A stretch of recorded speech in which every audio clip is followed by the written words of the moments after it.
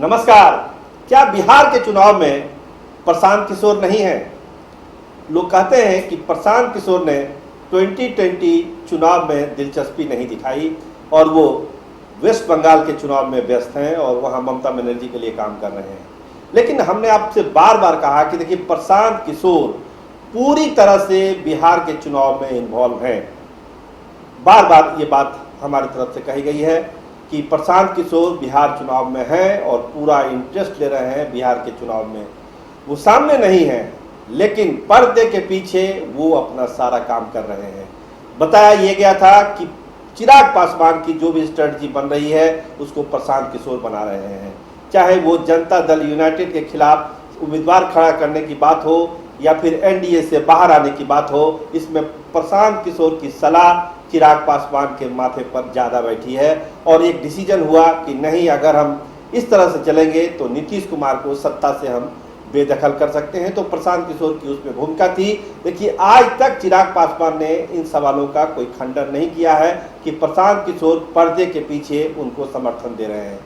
और कैसे हम माने कि प्रशांत किशोर बिहार के चुनाव में इन्वॉल्व हैं?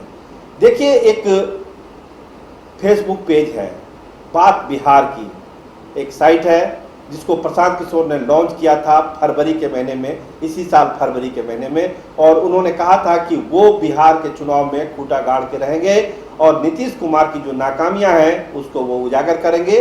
उस दिन उन्होंने बहुत सारे डेटा जारी किए थे कि बिहार किस तरह से विकास के पैमाने पर नीचे चल रहा है। तो ये सारी डाटा जो है जारी किया गया था प्रशांत किशोर की तरफ से। और बात बिहार के जो पेज है, हम आपको बताएं, जो आंकड़े बताते हैं कि अब तक फरवरी से लेकर ये जो अक्टूबर का महीना चल रहा है, इसमें 67 लाख रुपया खर्च हुआ है इस बात के लिए कि उसके जो कंटेंट है, नीतीश कुमार की नाकामियों के जो कंटेंट है उसको कैसे प्रमोट किया जाए और उसको कैसे लोगों तक, ज़्यादा से ज़्यादा तक लोगों तक पहुँचाया जाए। एक और आंकड़ा बड़ा दिलचस्प है कि पिछले 7 दिनों में ही इस पर 1 लाख रुपया खर्च हुआ है। जो हमने 67 लाख का डाटा बताया था वो फरवरी महीने से है, लेकिन पिछले 7 दिन का अगर आप आंकड़ा निकालेंगे तो 1 लाख रुपया खर्च हुआ है उस कंटेंट को प्रमोट करने के लिए कि किस तरह से नीतीश कुमार की नाकामियां हैं और लोग इसको जाने और ये सोच समझकर अपना वोट डालें।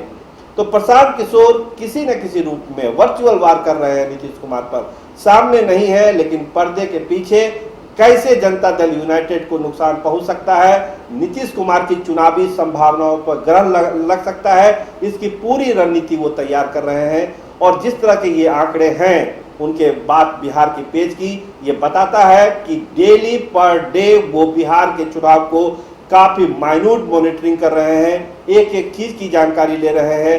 नहीं तो 7 दिनों में 1 लाख का खर्च कोई ऐसे नहीं कर देता है। तो प्रशांत किशोर बिहार के चुनाव में बने हुए हैं। कोई भरम ना पाले कि प्रशांत किशोर ने नीतीश कुमार को वॉकओवर दे दिया। तो इस संभावनाओं पर अब बल मिला है इस बात को कि प्रशांत किशोर पूरी तरह से इन्वॉल्व है बिहार के चुनाव में। और आगे भी पोस्ट इलेक्शन भी जो सिनेरियो बनेगा उसमें बताया ये जा रहा है कि प्रशांत किशोर की भूमिका काफ़ी अहम होने वाली है कि बिहार में अगली सरकार कैसे बनेगी चुनाव के बाद, इसमें भी प्रशांत किशोर ने अपना दिमाग लगाना शुरू कर दिया है। अभी तो सारा जोर चुनाव कैंपेन पर है कि कैसे जनता दल यूनाइटेड के उम्मीदवारों को कमजोर किया जा सके, लोगों को बताया जा सके कि नीतीश कुमार ने कहां कहां पे गलती की।